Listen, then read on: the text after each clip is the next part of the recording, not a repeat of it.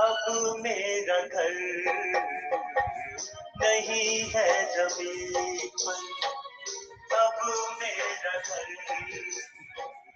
नहीं है जमीन पर।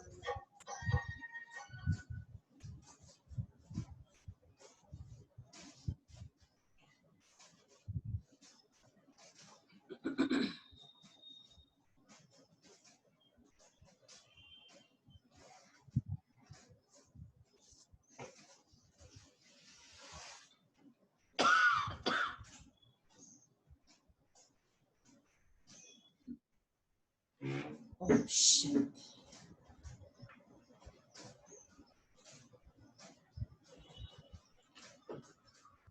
14 तारीख की मुरली है।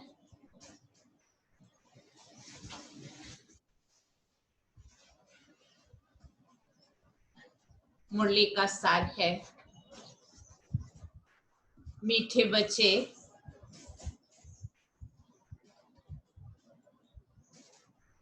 इस शरीर की वैल्यू तब है जब इसमें आत्मा प्रवेश करे।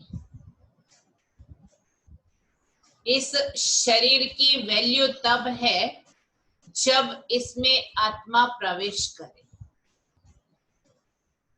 लेकिन सजावट शरीर की होती, आत्मा की नहीं। सजावट शरीर की होती, आत्मा की नहीं। प्रश्न है, तुम बच्चों का फर्ज क्या है? तुम्हें कौन सी सेवा करनी है? फर्ज क्या है हमारा और सेवा क्या करनी है?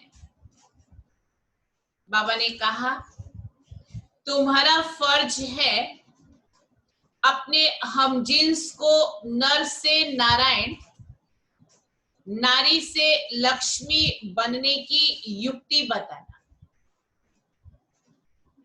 अपने हमजिन्स को नर से नारायण, नारी से लक्ष्मी बनने की युक्ति बताना। तुम्हें अब भारत की सच्ची रूहानी सेवा करनी है। तुम्हें अब भारत की सच्ची रूहानी सेवा करनी है। तुम्हें ज्ञान का तीसरा नेत्र मिला है। तुम्हें ज्ञान का तीसरा नेत्र मिला है, तो तुम्हारी बुद्धि और चलन बड़ी रिफाइन होनी चाहिए। तुम्हारी बुद्धि और चलन बड़ी रिफाइन होनी चाहिए। किसी में जरा भी मोह ना हो। से तो नष्टो मोह बन गए हैं ब्राह्मण आत्माएं सभी, लेकिन फिर भी पोत्रों धोत्रों में थोड़ा थोड़ा मोह रहता है। तो बाबा ने कहा जरा भी मोह ना हो। गीत है, नयनहीन को राह दिखाओ प्रभु, दर दर ठोकर खाओ में। ओम शांति। डबल शांति। तुम बच्चों को रेस्पॉन्ड करना चाहिए। ओम शांति। सभी रेस्पॉन्ड करेंगे। ओम शांति। हमारा स्वधर्म है शांति। तुम अभी शांति के लिए थोड़े कहाँ जाएंगे, परंतु मनुष्यों की बुद्धि में ये बात नहीं है। मनुष्य मन की शांति के लिए साधु संतों के पास भी जाते हैं ना। अब मन बुद्धि तो है आत्मा के ऑर्गन्स। जैसे यह शरीर के ऑर्गन्स हैं, वैसे मन बुद्धि और चक्षु। अब चक्षु जैसे ये नयन है, वैसे वह नहीं है। कहते हैं, हे प्रभु नयनहीन को राह दिखाओ। अब प्रभु व ईश्वर कहने से वो बाप का लव नहीं आता है। बाप से तो बच्चों को वर्षा मिलता है, यहाँ तो तुम बाप के सामने बैठे हो, पढ़ते भी हो। तुमको कौन पढ़ाते हैं? तुम ऐसे नहीं कहेंगे कि परमात्मा व प्रभु पढ़ाते हैं, तुम कहेंगे शिव बाबा पढ़ाते हैं। बाबा अक्षर तो बिल्कुल सिंपल है भी बाप दादा। आत्मा को आत्मा ही कहा जाता है, वैसे वह परम आत्मा है। वो कहते हैं मैं परम आत्मा यानी परमात्मा तुम्हारा बाप हूं। फिर मुझ परम आत्मा का ड्रामानुसार नाम रखा हुआ है शिव। ड्रामा में सबका नाम भी चाहिए ना। शिव का मंदिर भी है। भक्ति मार्ग वालों ने तो एक के बदले अनेक नाम रख दिए और फिर ढेर के ढेर मंदिर बनाते रहते हैं। चीज एक ही है। सोमनाथ का कितना बड़ा मंदिर है, कितना सजाते हैं, महलों आदि की भी कितनी सजावट रखते हैं। आत्मा की तो कोई सजावट नहीं, बाहरी ऐसे भक्का नहीं है, लेकिन गुणों की सजावट है। वैसे परम आत्मा की भी सजावट नहीं है, वह तो बिंदी है। बाकी जो भी सजावट है वह शरीरों की है। तो बाप कहते हैं ना हमारी सजावट है ना आत्माओं की सजावट है, आत्मा है ही बिंदी। इतनी छोटी बिंदी तो कुछ पार्ट बजा ना सके। वह छोटी सी आत्मा शरीर में प्रवेश करती है तो शरीर की कितने प्रकार की सजावट होती है। मनुष्यों के कितने नाम हैं, किंग क्वीन की सजावट कैसी होती है। आत्मा तो बिल्कुल सिंपल है। अभी तुम बच्चों ने ये भी समझा है, आत्मा ही ज्ञान धारण करती है। बाप कहते हैं मेरे में भी ज्ञान है ना, शरीर में थोड़ी ज्ञान होता है, मुझ आत्मा में ज्ञान है।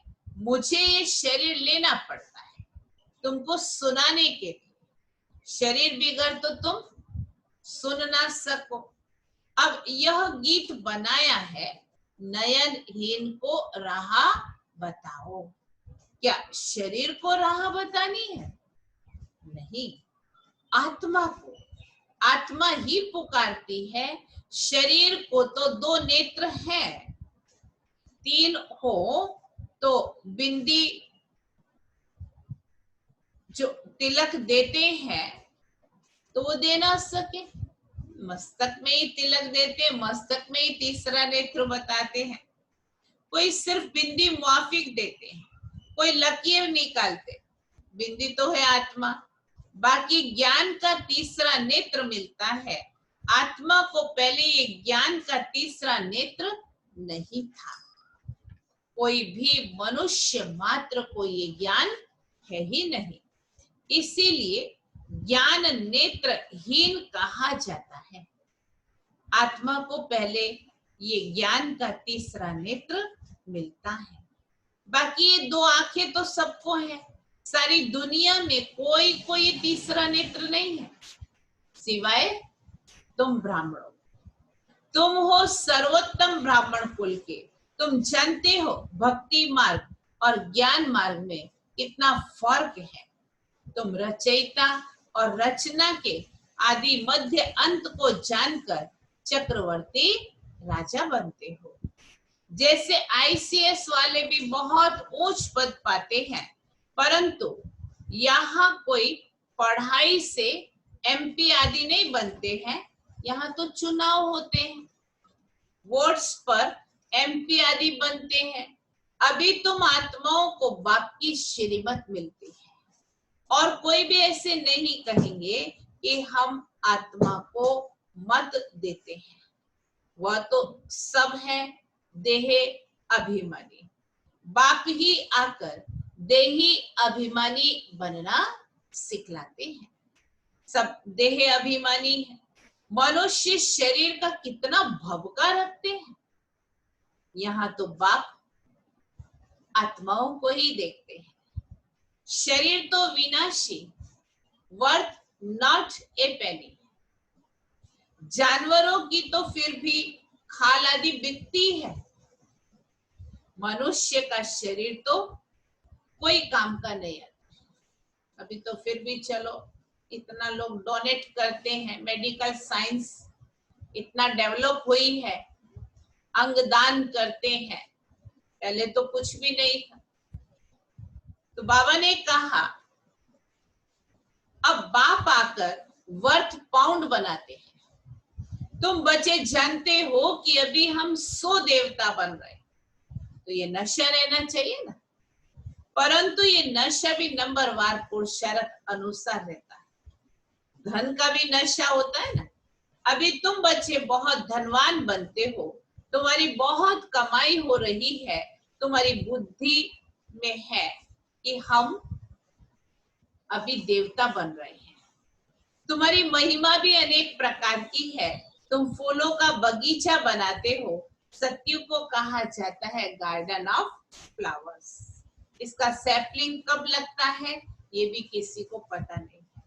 तुमको बाप समझाते हैं, बुलाते भी हैं, हे बागवान आओ। उनको माली नहीं कहेंगे, मालिक तुम बच्चे हो जो सेंटर संभालते हो। माली अनेक प्रकार के होते हैं, बागवान एक ही है। मुगल गार्डन के माली को पगार भी इतना बड़ा मिलता होगा ना, बगीचा ऐसा सुंदर बनाते हैं जो सब देखने आते हैं। तो मुगल लोग बहुत शौकीन थे। उनकी स्त्री मरी तो ताजमहल बनाया, उनका नाम चला आता है, कितने अच्छे अच्छे यादगार बनाए। तो बाप समझाते हैं मनुष्य की कितनी महिमा होती है।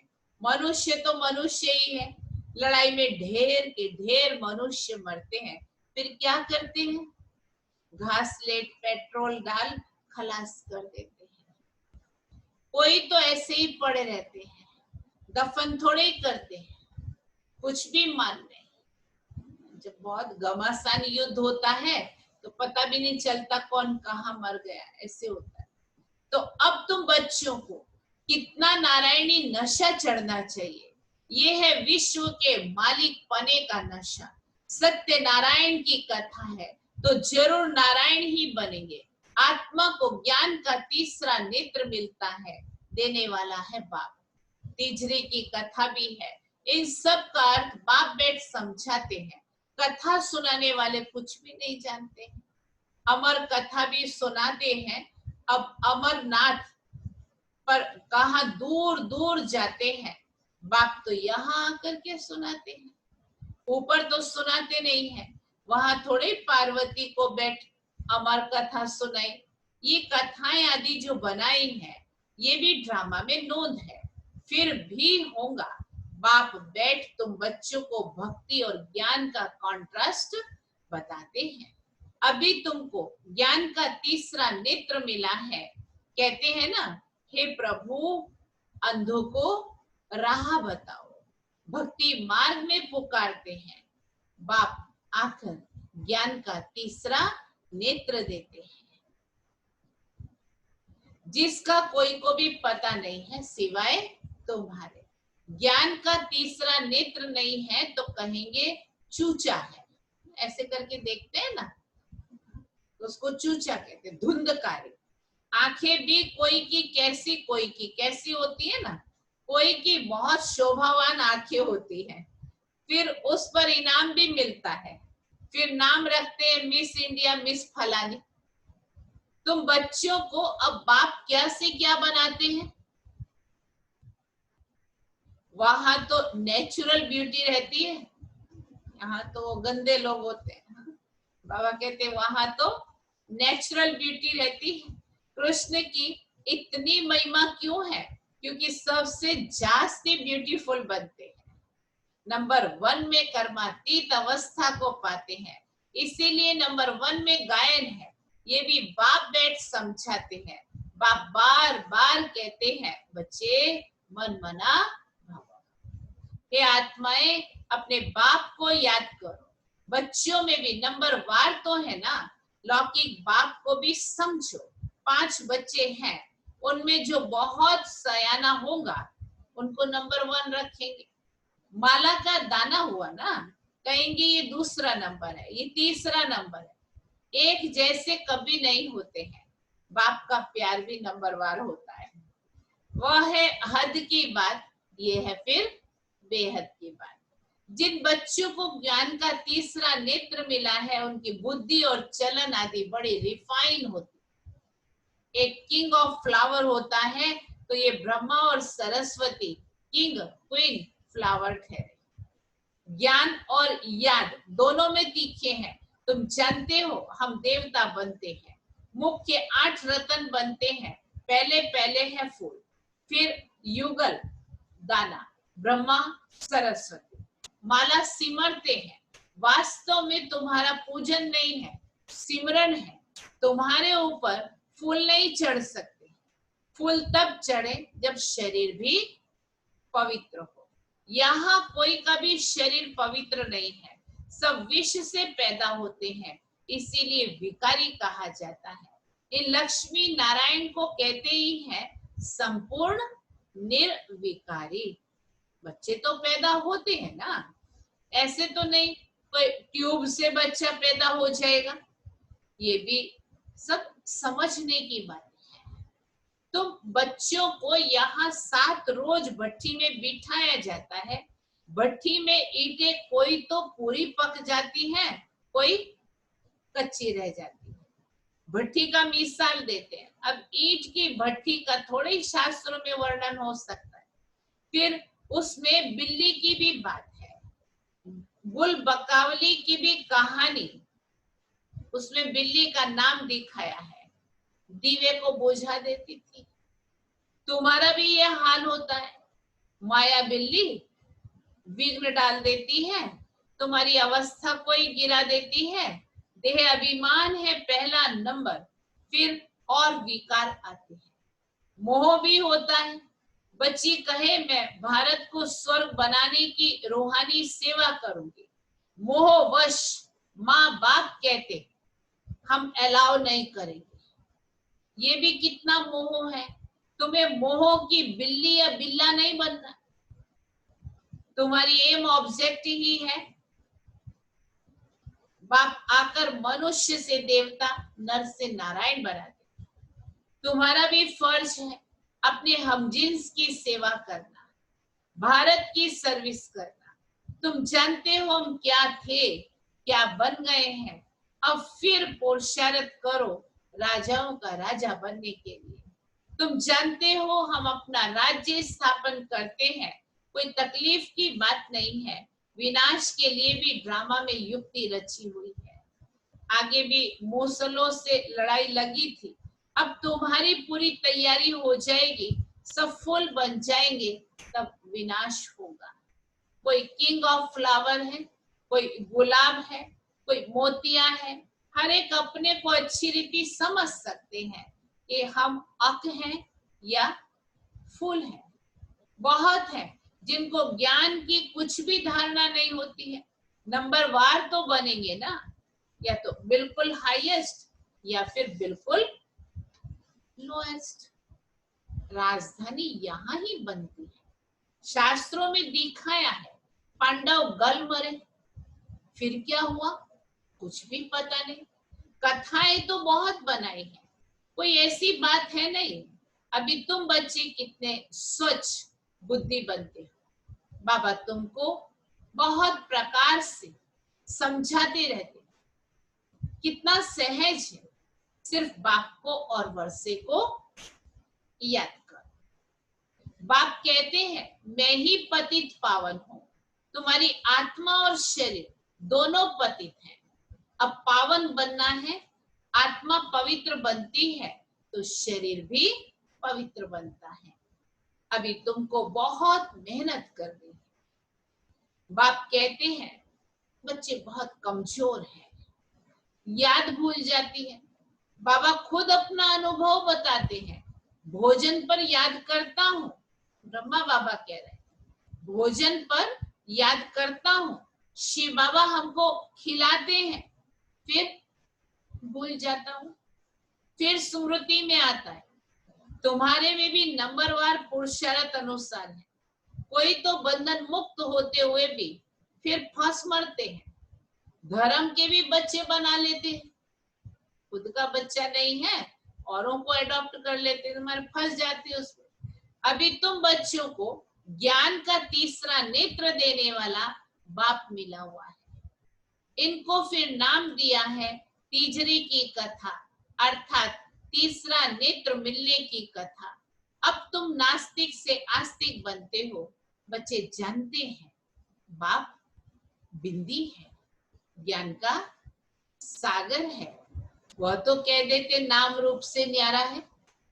अरे ज्ञान का सागर तो जरूर ज्ञान सुनाने वाला होगा ना। इनका रूप भी शिवलिंग के रूप में दिखाते हैं, फिर उनको नाम रूप से न्यारा कैसे कहेंगे? सैकड़ों नाम रख दिए हैं। बच्चों की बुद्धि में ये सारा ज्ञान अच्छी रीति रहना चाहिए। कहते भी हैं परमात्मा ज्ञान का सागर है।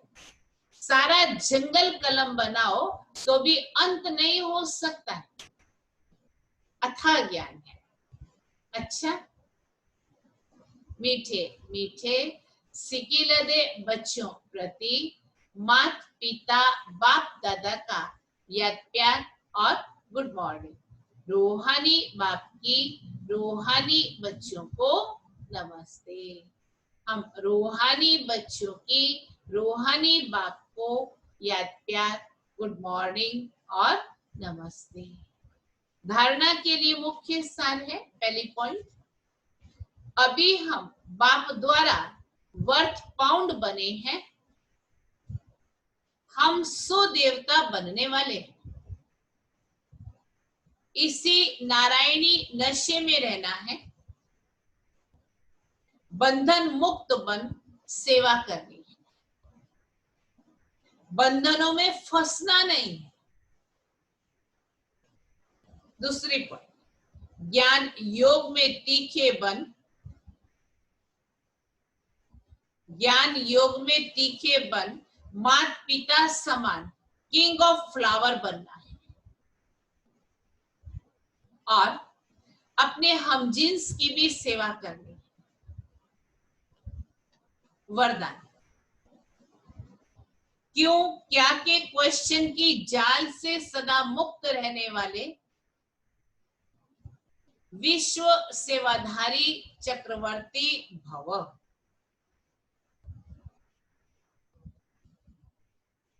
जब स्वदर्शन चक्र राइट तरफ चलने के बजाय रॉन्ग तरफ चल जाता है, तब मायाजीत बनने के बजाय पर के दर्शन के उलझन के चक्कर में आ जाते हैं, जिसमें क्यों और क्या के क्वेश्चन की जाल बन जाती है, जो स्वयं ही रचते और फिर स्वयं ही फंस जाते। इसीलिए नॉलेजफुल बन स्वदर्शन चक्कर फिराते रहो। तो क्यों क्या के क्वेश्चन की जाल से मुक्त हो, योग युक्त, जीवन मुक्त, चक्रवर्ती बन बाप के साथ विश्व कल्याण की सेवा में चक्कर लगाते रहेंगे। विश्व सेवाधारी चक्रवर्ती राजा बन जाएंगे। स्लोगन, प्लेन बुद्धि से प्लान को प्रैक्टिकल में लाओ। प्लेन बुद्धि से, एकदम स्वच्छ बुद्धि से प्लान को प्रैक्टिकल में लाओ तो सफलता समाई हुई है।